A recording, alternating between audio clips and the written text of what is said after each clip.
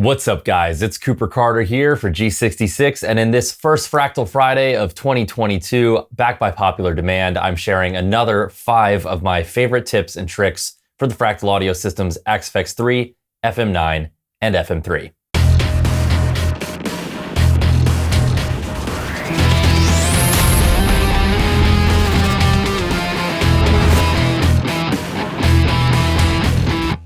All right, so happy new year to each and every one of you watching, and I hope that 2022 is off to a great start for you and the rest of the year has wonderful things in store soon to come. As I mentioned in the intro, by popular request, I want to show you another 5 of my favorite tips and tricks, some maybe lesser known in the Fractal audio units. I did a video a couple months back for Fractal Friday where I showed 5 of my go-to tips and tricks, and so here are another 5 that I really love, that I rely on quite a bit, and that I hope are helpful for you. First up, we've got a tuner and volume combo trick. Now this one's a bit of a two-parter, and I'll show you why in a minute, but I'm a big fan of using the tuner in the Fractal units as a mute, more or less, for my guitar. And this is a very simple thing to accomplish by just going into the setup menu of your unit's editor, going to the tuner menu, and then under mute, either selecting input or output. Now, I prefer input because when I do click the tuner and mute my signal, I want to cut off just my guitar sound, but allow any delays or reverbs that are playing already to continue trailing off naturally. If you set this mute to output, however, you're going to basically turn the tuner into a kill switch. Whatever sound is being made by your unit at that time is going to abruptly stop. Now, we can also use an expression pedal tied to a volume control in your unit to turn on the tuner, so a bit of an opposite. First, we used the tuner to affect the volume, and now we're going to use the volume to turn on the tuner. Now, the first thing you'll need to do is to plug an expression pedal into the pedal 1 jack on your unit, or perhaps into the pedal jack on your FC controller using a TRS cable. And now you have 2 options. You can either add a volume block to your preset and attach that volume block's volume parameter to pedal 1, or you can enter the setup menu, select MIDI remote, page over to other, scroll down to input 1 volume, and use the scroll wheel to select pedal 1. What you've done here is turned this expression pedal into a global input volume so that you don't have to have a volume block in every single preset. You don't have to tie that volume block to the pedal individually, and instead you have a global input gain at the very front of your unit. And now, whichever of those 2 methods you've chosen, in that same MIDI remote screen, navigate to tuner on heel down, select pedal 1, and now when you move your pedal all the way down to the heel, the tuner automatically turns on. And even if you don't have the mute turned on in the tuner menu, your signal is now muted because the pedal's all the way down. Number 2, front panel shortcuts. Regardless of which Fractal unit I'm using, the XFX3, the FM9, or the FM3, I try to do the vast majority of all of my tone chasing and tweaking in the robust editors on a desktop. Now, I'm a big fan of getting most of my changes done before I ever get into a live environment, but sometimes changes have to be made on the fly, and so it's good to be able to make those changes on the hardware itself. Fractal has recently made it a lot easier to get around on the hardware when you are editing on the fly by implementing a couple of really great shortcuts. First off, everyone's familiar with scrolling through different blocks by hitting the edit button over and over. But now if you tap the edit button twice in quick succession, you'll actually navigate back to the previous effect, which is super useful, so you don't have to go all the way around the horn.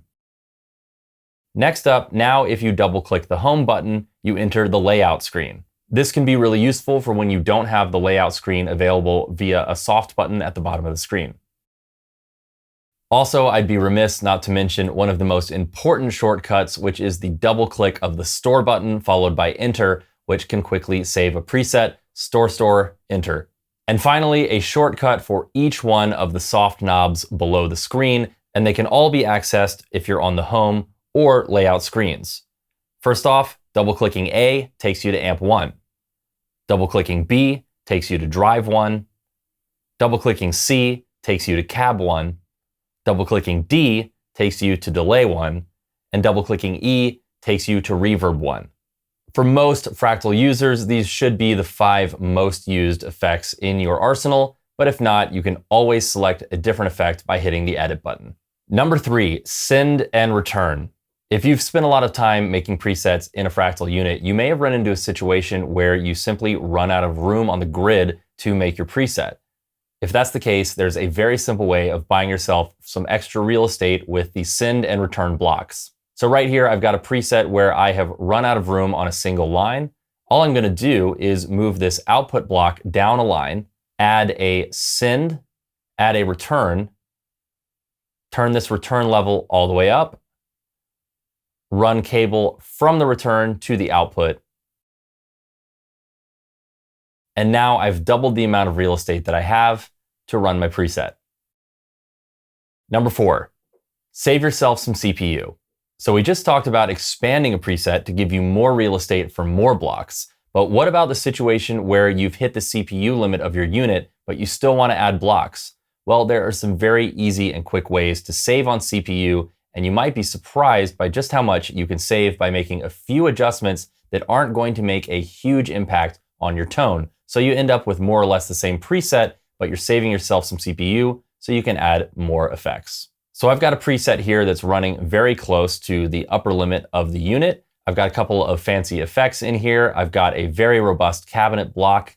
And so if I want to try to add a rotary block, for example, as you can see, I've hit the CPU warning and I'm not really able to use that block. So let's tighten up this preset. First off, it might surprise you to know that all of those shunts and cable that we added to expand our preset actually use a very small amount of CPU. So if you aren't using all of the real estate that last trick just bought you, you can always tighten up a preset by getting rid of extra cable. It's going to save you a couple CPU points. So what I'm going to do is just take out all this cable and tighten up this preset, and we'll see where we end up. All right, so we saved a bit right there. Next, I can switch the reverb block from ultra high down to any one of the lower modes. As you can see, I've saved a huge amount of CPU there, and there is not going to be much of a sonic difference at all. We've already saved enough CPU now to add our rotary block, but let me show you a couple more tricks that you can use to reduce CPU even further. So first up, I've got a lot of impulse responses loaded into my cabinet block. And if I mute those in succession, watch the CPU and see just how much it drops when I lose each of these IRs. So that can be one thing that's very, very helpful for tightening up a preset. Next up, on this plex delay, I can take down the number of delays. On this chorus block, I can take down the number of voices. And on this delay, I can reduce the amount of diffusion. All of these have resulted in a drastically lower CPU. Number 5, sweetened tunings. Now, this is not something that by any means is necessary, but I encourage you guys to try it and see if you like how it sounds. In the Axe-Fx, the FM9 and the FM3, you have the ability to turn on offsets on the tuner, which means that you can then go in and set individual offset values for what note you will tune each string to. I like to use these values, which are taken from the Peterson Strobo Tuner's sweetened tuning suggestions.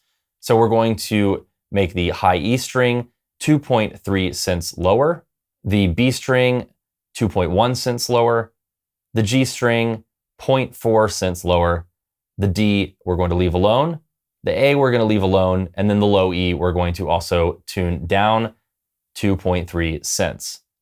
Now there are a number of different sweetened tunings online and elsewhere that you guys are welcome to try. I like these settings. Dial them in, make sure use offsets is turned on in your tuner's settings, and then tune up your guitar and see if things don't sound a bit more natural, especially when you're playing chords.